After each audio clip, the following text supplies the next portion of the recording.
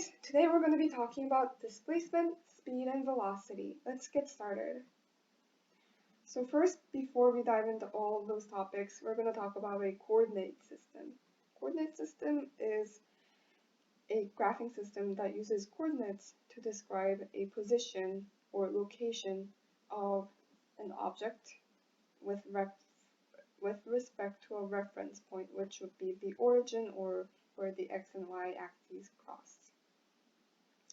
So there is a diagram of a three-dimensional coordinate system.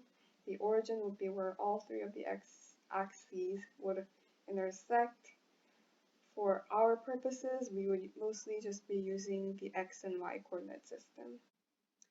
Direction is a description of an object's movement, and it can be positive or negative. So direction is just as you